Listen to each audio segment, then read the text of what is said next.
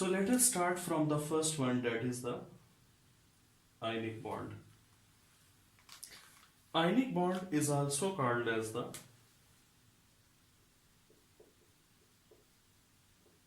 electrovalent bond,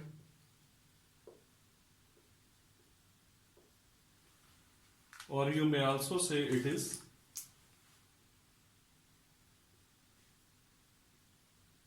kernel bond, or you may also say it is Coulombic force.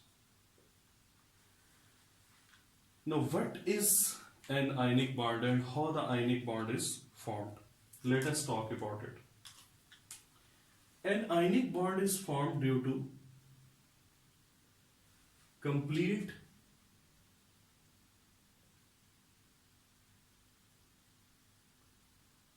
transfer of electrons. There will be an atom that will lose electron and the other will accept it, and this complete transfer of electron will result in the formation of ionic bond. Now, what are the conditions for formation of an ionic bond? The first one is that there must be an atom, I am showing it with symbol A, that will have low ionization energy, and the other atom that I am showing with B, it must have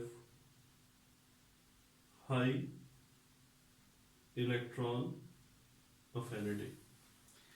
When an atom has low ionization energy, it simply means that it will easily lose electron. So when it will easily lose electron, it will get positive charge.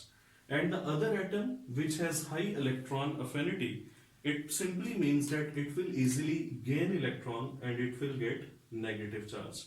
And the electrostatic force of attraction between the positive and negative ion, that will be called as the ionic bond. Now, the atom that has low ionization energy, keep in mind that this atom mostly belongs to metals. Mean A will be some metal. And the atom that has high electron affinity, this is usually some non-metal. So you can see, or you can say that ionic bond is the bond that is formed between a metal and a non-metal. And the most suitable, or you can say strongest ionic bond is formed between the elements of group 1A and 7A. Because the elements of group 1A, they are having the lowest ionization energy. They are most electropositive. And the elements of the group 7A, they are having highest electron affinity, or you can say that they are most electronegative. So this bond, this ionic bond will be the strongest ionic bond, or you can say it is the most suitable case for the formation of the ionic bond. That is between elements of group 1A and the elements of group 7A, means alkali metals and halogens. The second condition for formation of an ionic bond is that there must be high lattice energy. High lattice energy, if I can simplify it, I will say that during the formation of bond, maximum energy should be released. So these are two important conditions for the formation of an ionic bond. Now, let us take some examples. The first example that I am going to quote, that is in case of NaCl. You know that sodium atomic number 11, chlorine atomic number 17. Its electronic configuration is 281 and it is 287. 2 electrons in K shell, 8 electrons in L shell, and 1 electron in M shell, and here 7 electrons in N shell. In order to complete the octet, sodium loses its one outermost shell, and when it will lose its one outermost shell, it will get positive charge. And chlorine, that will accept one electron. There were 7 electrons in its outermost shell, but after accepting 1 electron, now there will be 8 electrons. And when it will accept 1 electron, it will get negative charge. You can see that now the outermost shell or the valence shell of the sodium, that is also having 8 electrons, and chlorine, that is also having 8 electrons.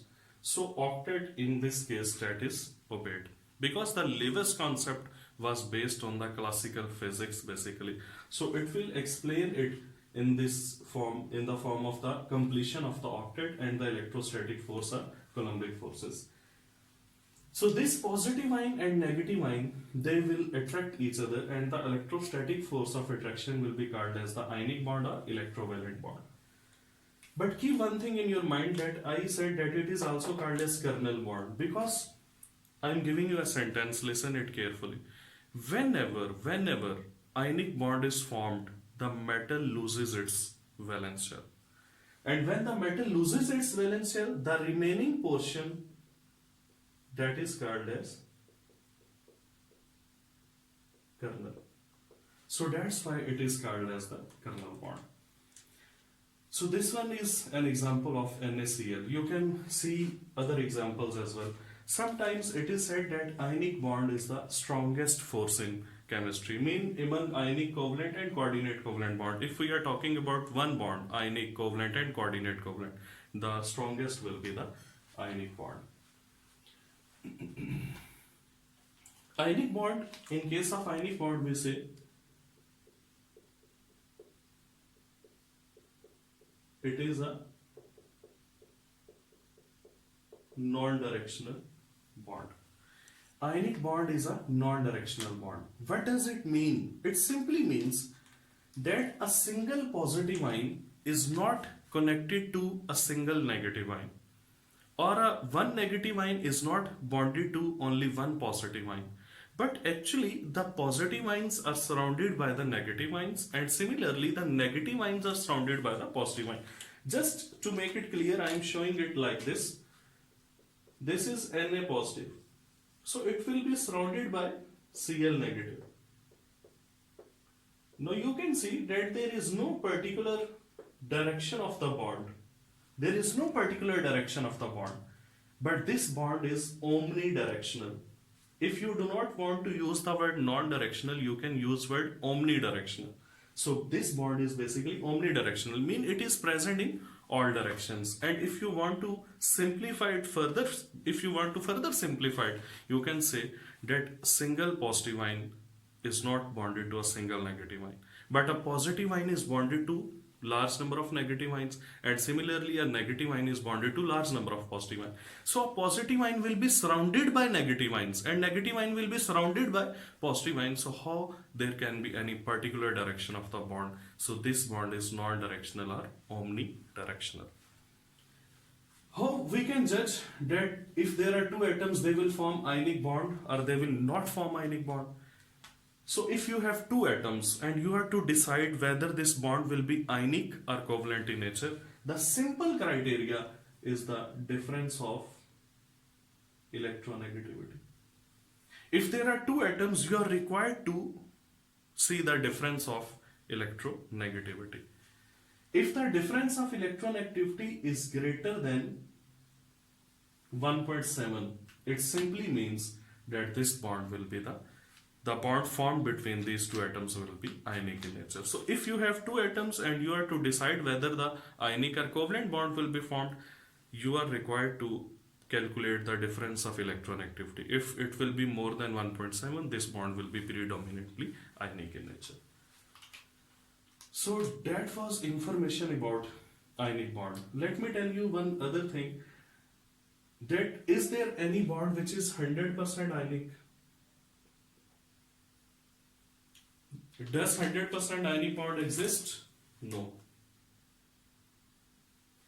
The maximum percentage of the ionic character which is seen in a bond, that is 92%, and it is in the case of cesium fluoride. Why in case of cesium fluoride? Because cesium is the element of the periodic table that has minimum electronegativity, and it is 0.7, and fluorine has maximum, it is 4. So the difference between these two, that is maximum in the periodic table, and it is 3.3. So they show maximum ionic character, that is 92%, and even in their bonds 8% covalent character will be present. In order to have 100% ionic bond, the difference of electronegativity should be equal to 4.